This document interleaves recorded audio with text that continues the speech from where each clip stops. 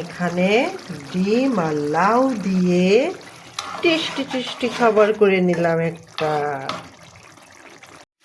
সিমের দাম নাকি 25 টাকা কেজি। তা বলছে কি বেশি বেশি করে সিম খাবে।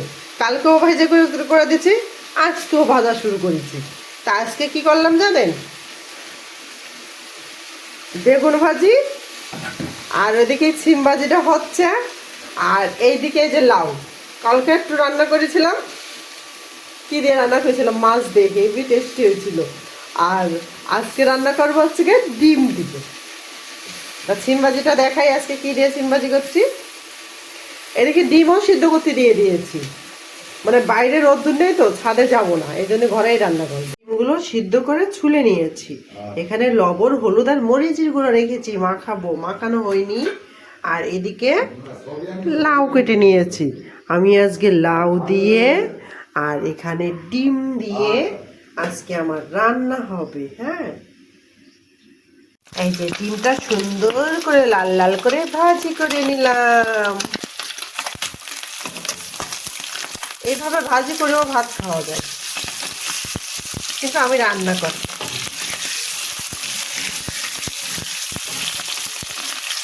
ডিমটা নামিয়ে নিয়েছি, আর এই যে একটু জিরে দিয়ে দিলাম। জিরে যতই বাটা দেবেন, তারপরেও একটু জিরে তেলের উপর দিলে তরকারিটা খেতে ভালো হয়। তা আমি জিরেটা দিয়ে তেলের উপর দিলাম।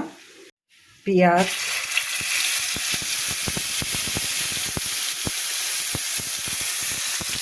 রসুন,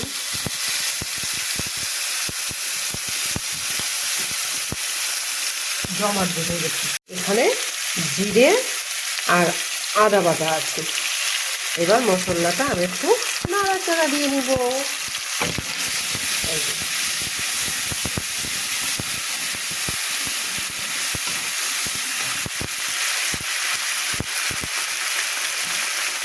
আর দিয়ে দিলাম মরিচের গুঁড়া। শুকনো মরিচ দিয়ে রান্না করবো, এই জন্য একটু মরিচের গুঁড়া দিয়ে দিলাম, বেশি করেই দিলাম, একটু ঝাল ঝাল হলে ভালো লাগবে। মশলাটা কষিয়ে নিয়েছি, এবার আমার কেটে রাখা লাউটা দিয়ে দিলাম।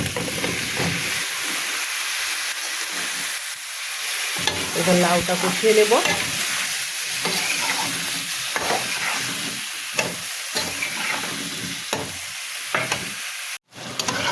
লাউটা নাড়াচাড়া করে সুন্দর করে কষিয়ে নিয়েছি।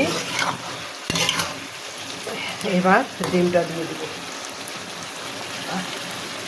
এই যে ভেজে রাখা ডিম দিয়ে দিলাম। এবার খুব বেশি জল দেবো না, অল্প জল দেবো। এখানে একটু গরম মশলার গুঁড়ো দিলাম, পড়লো। আর এখানে দিয়ে দিলাম একটু জিরে ধনের গুঁড়ো দিয়ে দিলাম। সব খালি পরে আর পরে। এবার একটু নাড়াচাড়া করে দিই। এখানে ডিম আর লাউ দিয়ে টেস্টি টেস্টি খাবার করে নিলাম একটা।